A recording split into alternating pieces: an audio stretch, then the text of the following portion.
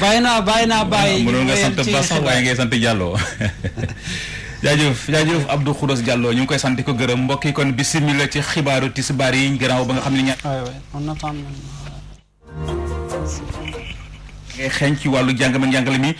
benn weer gannaaw ba ñu ubbee SAEMS doon benn ci kuréelu syndicat gi ëmb jàngalekat yi nekk ci biir réew mi ñu ngay xopp ci dem ngelaw su fekkente ne nguur gi jëfewul accord muy dëppoo yi doxoon ci seen diggante ci biir xibaar yi da ngeen ci dégg leer tukkee ci soxna Fatou Bintou Diouf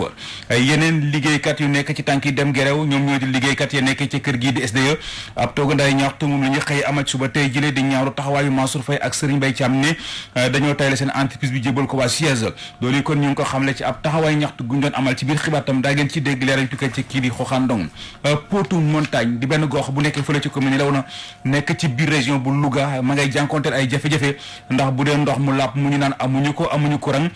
teg ci mosuñoo jot benn ndimbal bu tukkee ci jëwriñ ji dénk wàllu ko mbéy mi ndem nag taal wu tëw tàkk wet wu nekk lañ koy xamee dañoo profité ci ab conférence religieuse bu ñu amal daal di saako ci kilifa ngir lu ni mel ni jël ci ay matukaay ci biir xibaar yi daa ngeen ci dégg leeral fi ci Omar Kayre tàggat yaram Aliou Cissé siiwal tur yi ñaar fukki zone ak ñeent yi mu war a yóbbu ci jongante gi war a dox ci diggante Sénégal ak Congo jëm ci éliminatoire Coupe d'Afrique des Nations bi ñuy dëgmal loolu itam daañu ci dellu siwaat bon mbokk yi li mooy li gën a fës ci bopp xibaar yi yéen mbokk yi saxoo dégloo ko seetaan Walf TV asalaamaaleykum.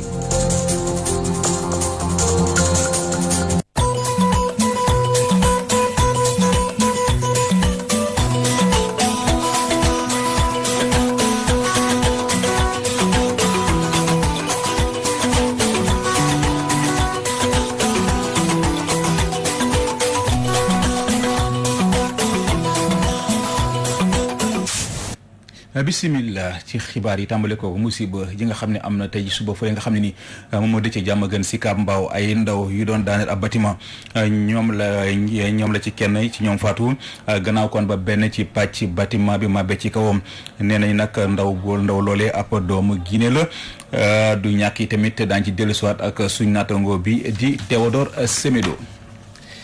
wax naa ko sànq ci bopp xibaar sagara ngay xeeñeti ci wàllu njàng meeg njàngale mi benn weer gannaaw ba ñu ko ubbee SAEMS doon benn ci kuréelu syndicat gi ëmb lenn ci jàngalekat yi nekkee ci biir réew mi ñu ngay xupp ci dem gerew su fekkente ne nguur gi jëfewul accord muy doxoon ci seen diggante loolu yi kon ñu ngi ko xamle ci ab ndaje mu doon seq ak taskatu xibaar yi soxna Fatou Bintou Diouf la ñu fa yabaloon daañu ci dellusiwaat ak moom incha allah rabbi ci biir xibaar yi. yeneen liggéeykat yi nekk ci tànki gerew ñoom ñoo di liggéeykat yi nekk ci kër gi di SDE ab toogandaayu ñaxtu moom la ñuy xëy amal ci suba tey jile di ñaawlu taxawaayu Mansour Faye nekkoon fi jëwriñ ju ñu dénk wàllu ndox mi ak Serigne Mbaye Thiam mi ko fuutu ne dañoo tayle seen entreprise bi jëbal ko waa Suez waaye lenn moom nañu ko xam Suez duñu ko bàyyi mu doxal mukk bu dul ne dañ leen nangul seen 15% yi nga xam war nañ ko am ci biir action bi loolu yi ndaje moomee nañ jàpp ne Xoxaan Ndong lañ fa yabaloon. ñii di liggéeykat ya nekk ca SDE mer ba fut lañ def ba tax ñu amal ci alxames ji ab toogaanu ñaxtu ca buntu SDE bu front de terre loolee li ko waral moo di rek ñaawlu li nga xamante ni état bu Sénégal respecté wul accord bi mu xaatimoon ak ñoom ngir ñu mën a am 15% ci capitalu société bu bees bii di Suez. mer rek moo waral sunu ñaxtu bi dañu mer te boo gisee waa SDE wane na ne tey dañu mer lan la ñu mer.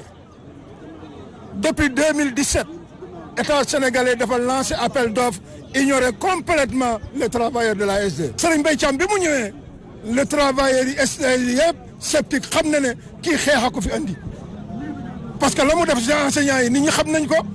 fa mu jaar ak enseignants yi nit ñi xam nañ ko ba bi ñu ko enseignants yi di débouté door parce que enseignants yi ñoom duñu como waaye nag dafa yaakaaroon ne bu ñëwee fii lay gën a nooyee mu andi dilatoire keroog bi mënu woowee xam nga lan la ñu wax SG wax na leen ko daf nañu yéen 15% mënu presque mënu leen ko am waaye am ngeen 5% dañu leen dollu yeneen 5% ngeen bokk ak ONAS SONES ak la SDE. ñoom liggéeykatu SDE yi gannaaw bu ñu bloqué circulation bi yëkkati nañ seeni kaddu ngir ñaawlu doxalinu Serigne Mbaye Thiam ak kii di Mansour Faye gannaaw bu ñu jàppee ne ñoom ñile dañoo amal ab complot. Mansour Faye ak Serigne Mbaye Thiam ba léegi ñoom ñu ngi jël puusuñu paasuñu et en plus ñu ngi bëgg a jël seen ay xarit dégg nañu te xam nañ si lu leer te duñ fi wax tur waaye xam nañu ay actionnaires ñu bare ñoo xam ne ñu ngi daw di taper sur leen gi mu ngi leen di recevoir pour que ñoom ñu jël leen. Baba Ngom ak ay jegeñaaleem di xamle ni xeex bi ñu sumb duñ ci dellu gannaaw benn yoon ba keroog état wu Sénégal di saafara seeni jafe-jafe. action yi tey lay commencé à partir d'aujourd'hui yéen bu ngeen demee bés bu ngeen ñàkkee ndox ngeen xam ne nu ngi si te tey lay commencé à partir d'aujourd'hui ba nu am satisfaction totale li ñuy wax duñ si dellu gannaaw tey duñ si dellu ëllëg bu yeboon ñun ñëpp ñu jël ñu soo yóbbu lu si kaso bi parce que pare nañu. ñoom liggéeykatu SDE yi nag jàpp ne état wu Sénégal dina indi ay saafara ci problème bi ñuy dundee li ko mooy rekk fi ñu jëm ak ñoom du neex benn yoon ndaxte su boobaa sénégalais dinañ yeewu te duñu am ndox.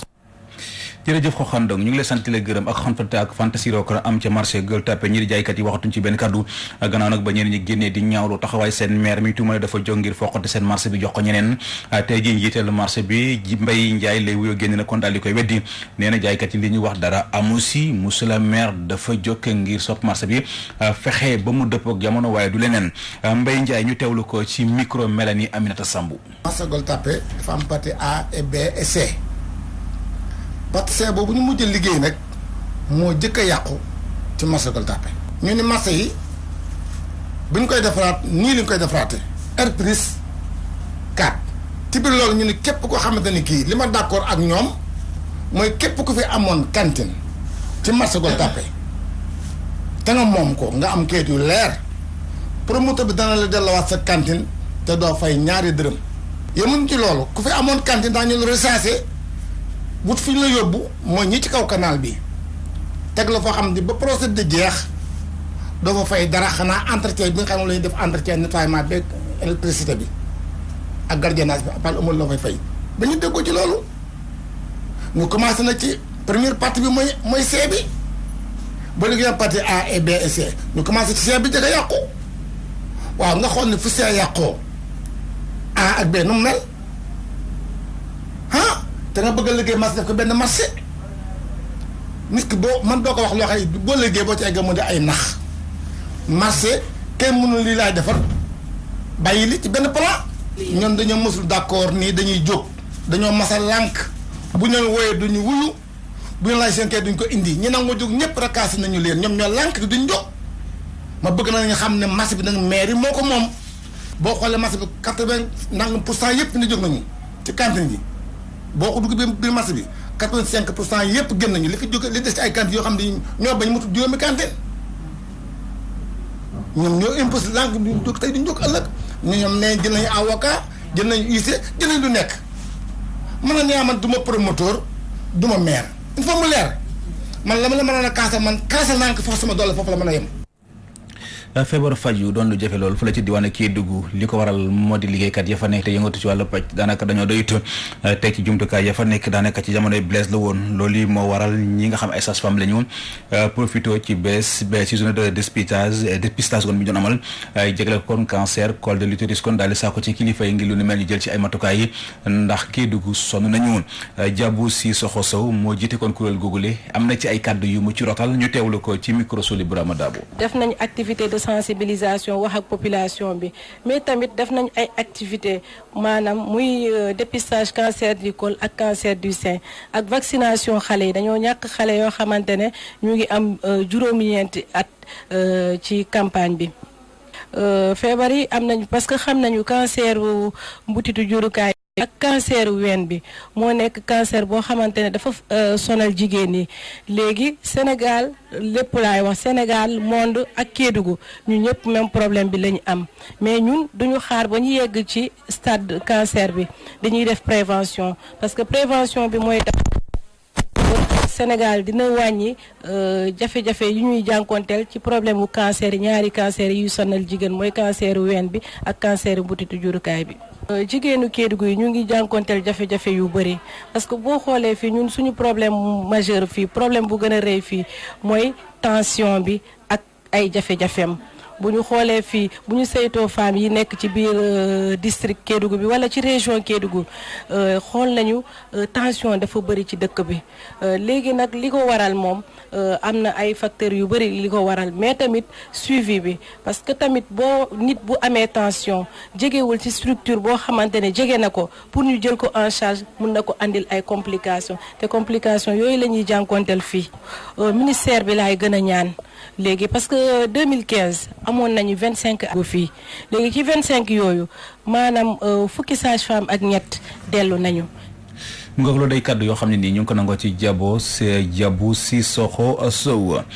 Montagne Potou di benn gox boo xam nga nekk ci commune Léona nekk ci biir région bu Louga nañ jàpp ne ma ngay jànkonteel ay jafe-jafe ndax bu dee ndox mu làpp mu ñu naan amuñu ko amuñu courant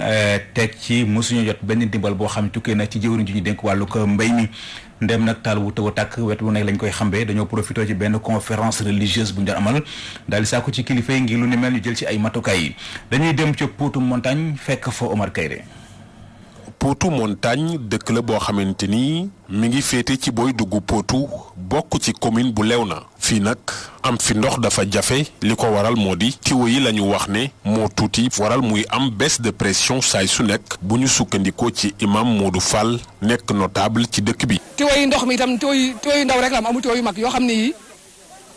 robinet dina am pression boo xam ne même boo amoon étage ci kaw robinet bi ndox mi du yëg.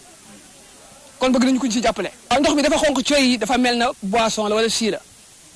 li ci gën ba yenn saa yi da koy def buñ ñu mënoon fexe ba am lu ko defar ba ndox mi weex tàll te li ci gën a yitteel sax nag mooy mu am tuyau yu mag boo mën a doy parce que boo amoon étage ci kaw tey boo tëjee mi du dox ndox mi du dem. ci jafe-jafe boobu ñëw dolleeku ca wàllum courant ndax lu ëpp ci dëkk bi ba léegi ci lëndëm la ñuy dund. courant moom benn dugg ci dëkk bi presque ñëpp ñu ngi bëgg kii ngi nii ku ci nekk ñu bëgg courant mënul fexe ba am courant. pour dañuy gas ay mètres yoo xam ne dafay jeex yoo xam ne du doo am courant te loolu sax Sénégal da koy tere. mu jàppale ñu ngir yàlla jàppale bi mooy ñun day bedd wuñu kenn li ñu bëgg rek ku liggéey ku defal yàlla ku defal population bi loolu rek lañu soxla mu dikk jàppale ñu am courant bi dugg ci biir bu baax ba ñëpp mën a am courant. Potou Montagne nekk na gox boo xamante ni ñi ëpp ci ña fa dëkkee ci wàllum mbayum dër la ñuy dundee. terewul nag ñoom producteurs yi duñu jukk ci di jànkonteeg ay jafe-jafe loolu waral imam Modou Fall di ñaan gouvernement bi mu gën leen a taxawu def lu mel ni subvention ci wàllum jëndum solaire mi nga xam ne moom lañuy utiliser ngir di root ndox ak di roose seen ay tool. te nag ñu jàppale nag ci solaire yi ba solaire yi mën a wàññeeku ba ñëpp mën cee jot ndax fii li muy accueillir ci ay nit kenn xamul nu mu toll ñu fiy liggéey di jël seen di faj seen aajo kenn xamul nu mu toll. kon nañu jàppale ci solaire yi ba solaire yi wàññeeku ndax ñu mën a liggéey bu baax. ab ambulance ci poste de santé bu Potou ak matériel bu baax ci bërëb bu fajukaay boobu gën a taxaw njàngum alxuraan mi ci dëkk ba bokk na tamit ci doléance yi nga xam ne yëkkati nañ ko keroog ci conférence bi nga xam ne imam Modou Fall da koy organiser at mu nekk ngir bëgg rek ñi nga xam ne ñoo di waa gouvernement bi dégg leen ngir mën a ñëw saafara seen tawat yooyu. Oumar Kayre Louga Walfadjri. comme niñ koy baax di defee ci xew-xew diine yi am ci biir réew mi UCG di kër gi yëngatu ci wàllu mbalit mi jël na kon ay jumtukaay yu am solo daal di koy jébbal waa Koskas loolee nag lañ ci jublu moo di bale Tiwaawoon seetal ko balaa koor ñoo àgg ci gàmmu gile dañuy dem ca Thiès fekk fa Ibrahima Ndiaye. lu jëm ci waajtaay gàmmu 2019 ca Tiwaawoon unité bi yor coordination jëm ci gestion mbalit mi UCG moom day dem na ci dëkk bu sell ba ji Tiwaawoon ngir jàppale rek organisateurs yi ci wàllu jumtuwaay yi fexe ba dëkk bu sell bi set wicc ngir mun a dalal ay ganam Ousmane Ndaw mooy coordinateur national bu UCG. ñëw bi nag lenn moo ko waral mooy indi petit matériel bi nga xam ne moom la ñu war a liggéey balaa gàmmu gi ñun on est là au moins 15 jours avant ak tamit après gàmmu gi donc UCG comme à l'accoutumée depuis quelque temps dafay yokk moyens yi mu fiy def ren indi nañ fi moyens yu substantiels en termes de petit matériel indi fi matériel lourd boo xamante ne mooy lépp loo xamante ne oto la pour accompagner ak engin indi tamit personnel pour ñu ñëw préparer gàmmu gi. comme at bu ne UCG moom fexe na rek ba jàppale ñii di organiser événement wu diine yi mu jàppale leen lu mel ni ci wàllu matériel waaye tamit jox leen ay ndaw yoo xam ne dina leen jàppale ci liggéey bi. ni ma ko waxee ci tubaab programme bi programme national la fi may waxee yéen nii am na équipe boo xam ne mi ngi dem Kaolack barke démb ñu ngi woon Thiénaba ngoon dinañ dem Ndiéguène dinañ dem tamit Ndiassane te ñu ngi Dakaaru ak fépp foo xamante ne dañuy célébrer gàmmu ñëpp a koy célébrer léegi au Sénégal donc programme bu yaatu la UCG def ci ay moyens yu am solo yoo xamante ne vraiment am na solo trop pour accompagner ko donc programme bu yaatu la avant et après le gàmmu. donc comme ni nga ko waxee léegi suñu programme ànd defar suñu gox bi nga xamante ni lancé nañ ko depuis 2015 Sonatel Télécom TIC ak mbalit ak nettoyage bon nit ñi dañuy poser aux questions du suñu cœur de métier parce que RSE loolu la sa cœur de métier ngay mën a xool sa métier bi ngay def lan nga siy def pour améliorer cadre de vie améliorer conditions de vie population yi la wër si domaine yëpp santé éducation tey ak environnement ñu xool suñu partenaire UCG représenté fii par monsieur Ndaw bi nga xamante ni ñoom loolu mooy seen cœur de métier ñu accompagner ñu si programme bi pour améliorer cadre de vie des collectivités territoriales. ñëwoon teewal xalifa général des Tidianes Serigne Mbaye Sy Mansour ci réception matériel bi kii di Khalifa Niang bokk ci waa COSCAS nee na daal bëgg na lool ci li nga xamante ni moom UCG def na ko. teewal fii Mame Ousmane Samb di président national bi ñuy wax na ci turu xalifa général des Tidianes Serigne Babacar Sy Mouhamadou Mansour. di leen wax ne leen lii lépp ndax yàgg ngeen fee ñëw ci place bi ci turu président de la République ak seen turu ministre pour que ñëw. jàpp lañu ci liggéey bi nga xamante ni ñun ñëpp ñoo ko bokk te moo di dalal gan ñi nga xamante ni Cheikh Sidi Hadji Malick moo leen woo ngir lan ngir ñu màggale ko santale ko yonente bi sallallahu alayhi wa sallam ci guddi gi mu juddoo loolu nag képp ku la ciy jàppale da nga ko ciy sant di ko ci ñaanal yàlla. comme saa su ne ci édition Mawlud bu Tiwaawoon bi la yoon UCG daa gën a yokk bagage yi bu baax ngir jàppale ñi nga xam ne ñoom ñooy organiser gàmmu gi ci wàllu matériel ngir setal dëkk bi mun a rek dalal ay ganam. yoo xam ne dañuy bàyyee ko fu nekk ci Sénégal ba ci biti réew loolu nag ngir fekke si rek màggal si gën ak àdduna ki nga xam ne moom mooy Muhammad sallallahu alayhi wa sallam. Tivaouane Walfadjri rajo TV Ibrahima Ndiaye Mourad Sarr. Ndiassane tamit kenn demul ñu des ci gàmmu gi donte la sax ñoom génte gi la ñuy màggal waaye Ndiassane mi ngi ci wàccaay ngir dalal taalibe yi lu jëm sax ci gàmmu gi ak solo si nga xam ne ni am na ko Mame Khady Diéry Fall amal na ci ab taxaw seetlu ñu teewlu ko. La ilaha illallah la ilaha illallah. gannaaw Kaolack Tivaouane ak yeneen këri diine yi Ndiassane tamit dinay faral di màggal juddug yonent bi Muhammad sallallahu alayhi wa sallam. Abdourahmane Kunta yorek kàddug famille Khadria duñu xamal sokkeekook màggal googule. gàmmu ñu ngi ko commencé ci 1883 année bi nga xamee ni ci la Cheikh Abou Mohamed Kunta sanc dëkk boobu ñuy tudde Ndiassane ci la commencé dajale njabootam su weeru gàmmu mosaan taxaw ne weer wi feeñ na ba keroog weer wi génn ba keroog weer wi dee dañ daan daje ci jàkk ji di jàngal Quran di def salaatu ala nabi ci yooyu jamono mbir mi di dem ba tey alhamdulilahi rabbil alamin mu màgg mu bàyyi ko ak doomam Cheikh al Bekaay di taawam mu continué woon gàmm googule yàlla dogal itam mu dund fi ak ay nawlay diine yoo xam ni ñu bokkaloon pas-pas la bokk ak ñoom yéene ak bëgg-bëgg. Ndiassane di faral di màggal juddug yonent bi Muhammad bu amee juróom-ñett fukki fan maanaam bés bi war a doon ngénte li li tax nag Cheikh Abou Mohamed Kunta mën a jël ngénte li mooy dafa bokk ak yonent bi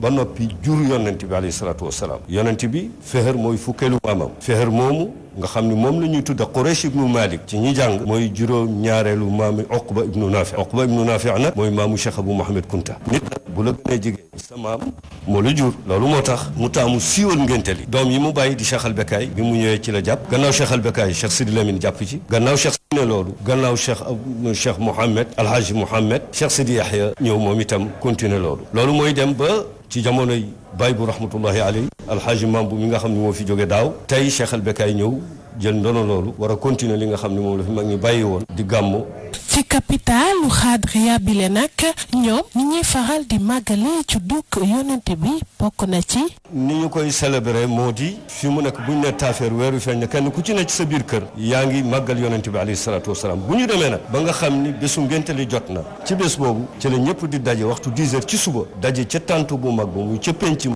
teg pour anji di ko jàng bu ñu paree sof ci waxtaani diine ci loo xam ne dafay jubbantiwaat nit ki dëgëral ngëm yàlla gën a xàll yoon wi nga xam ni moom lay jàpp pour yegg ci boroomam waaye rafetali bokk gi bu ñu demee nag ba nga xam ni waxtu 11 heures ci guddi jot na jëm minuit ci la ñëpp di dajewaat nag ci penc ma ñëpp toog commencé sikkar di tagg yonent bi alayhi salaatu wasalaam ñuy wax ay baaxam yi nga xam tey bu ñu ko jëlee ñun ci sunu dund dana am lu mu jur ngir màggal juddug yonent yonent bi ay taalibe dinañ faral di jóge fu nekk di jëmali Njaasaan nga xam ne ni dañ fay nemmeeku ay zikar ak ay jàng xaadriya fépp ci axlu kuntiyu.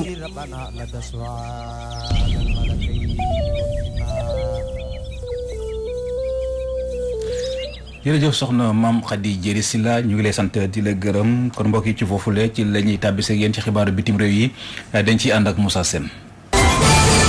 ca Bafoussam nekk ci Cameroun ñu daal di amal rek li nga xamante ni mooy ay recherche rek jëm ci jéye ji nga xamante ni moo fa amoon recherche yooyee nag ñi ngi ko wéyalaat rek ni ki démb jàpp talaata ji ñu gis ni rek jéye jooyee mi ngi faatoon li toll ci ñeent fukk ak ñetti doomu aadama ñu nemmeeku si ñooñee sax ñaar fukk ak juróom benn xale yoo xamante ni ñàkkoon nañ ci seen bàkkan doomu aadama yooyu faatu woon ci jéye jooje sax ñu gis ni rek dañ leen daal di wéyalaat rek ni ki alxames gi bokk na ci quartier bi nga xamante ni quartier niche nekk ci ab benn colline ñu gis ni tam foofee lii di ndoxu taw mi moo daal di def foofu tam ay jéeya ba tax rek autorité locale yi fare ci dëkk bu mënuñoo avancer benn chiffre ndax rek jéeya ji foog mu tàggatémbe mën a jàpp bilan. dem ca Uganda nag yi li ndongo yi fare ci daara ji kawe ji dañoo mer ba futu la ñu def ndax rek dañoo gis ni seen frais de scolarité la ñu yokk looloo tax sax ñoom ñu mer daal di génn di amal ab assemblée générale wande étudiants yooyee ñoom nag mer ba futu lañ def ndax ginnaaw bu ñu doon amalee seen assemblée générale boobee ñu gis ni rek kii nekk seen njiitu association di Julius Aterega moom nag lañ daal di ne coppite yóbbu ko boobu ba léegi kenn xamul fu mu nekk te ñi ko jël sax kenn xamul leen ba tax rek ginnaaw bu mu doon am ab janook taskatu xibaar yi ba tax rek ndongo yi mer ba futu lañ def di ñaawlu loolee.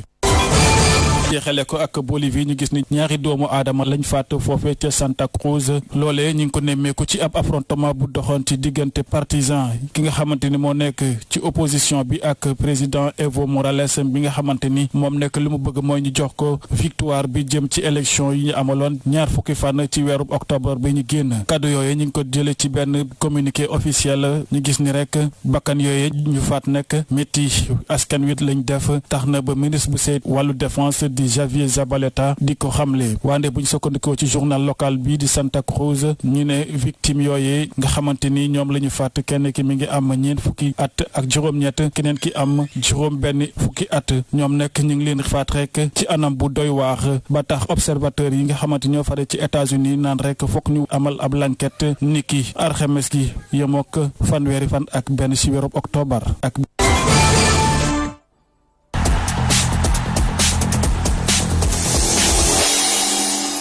jërëjëf Moussa Sène ñu ngi lay sant di la gërëm mbokk yi kon ci foofu la ci la ñuy tàbbi si yéen ci xibaaru tàggat yaram yi wax ci Aliou Cissé mi nga xam ne siiwal na tur yi ñaari fukki jour ak ñeent yi nga xam ne ni ñoom la war a yóbbu ci ñaari jawante yi nga xam war na koy jouer benn bi ci Congo benn tamit war a dox suñu diggante ak équipe bi di Eswatini fukki fan ak ñett jàpp fukki fan ak juróom-ñaar ci weeru novembre bi ñuy dëgmal waaye ci ñaar fukki jour ak ñeent yooyu leen nañ remeeku nañ si ñett ñoo xam ñu bees lañu muy ku ci mel ne Naby Sarr mu ngi nekk fële ca Charlton Mame Balla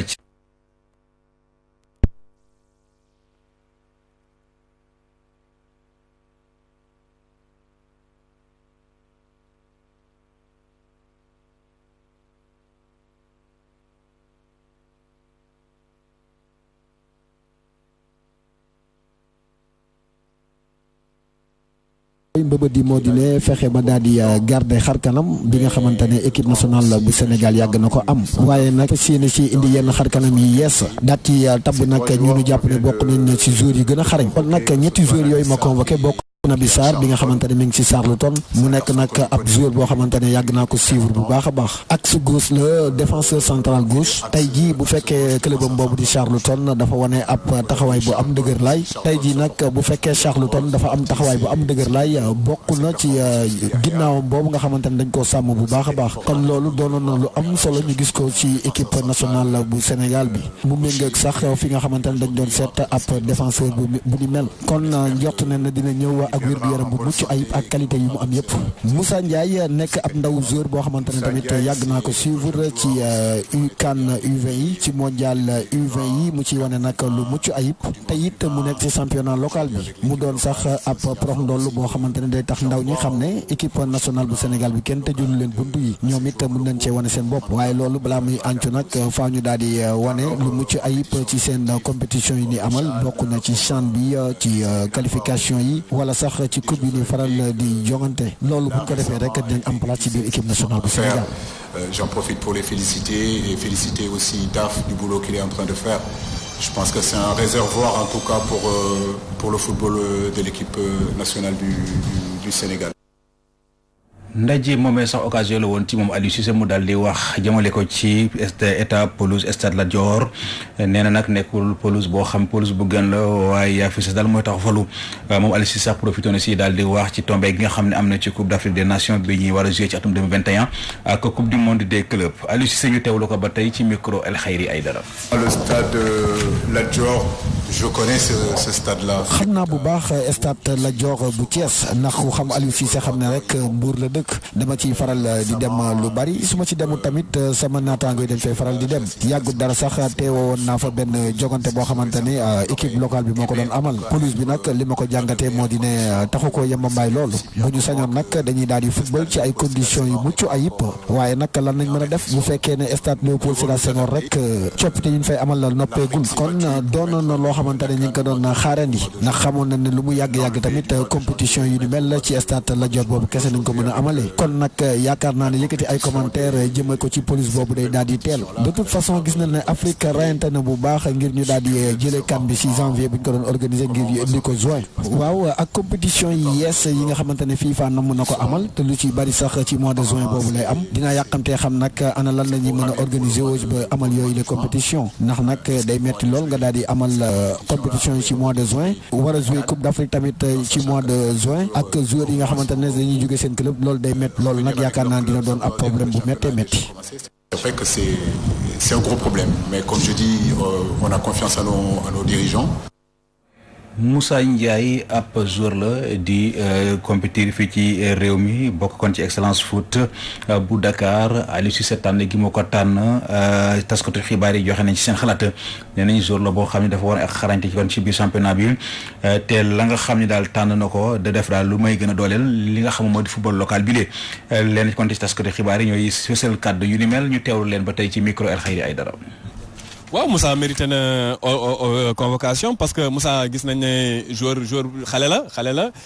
te def na ay preuve am ci sélection jeunes yi maanaam lu ñuy wax sélection U20 ak sélection U23 boo xoolee joueur boo xam ne le Sénégal ñëpp xam nañ ne dafa xarañ intelligent na dans ce qu'il fait mais également bu gars yi xalaat ne Moussa Ndiaye dañ ko oo rek day ñëw pour football Moussa Ndiaye dafa ñëw pour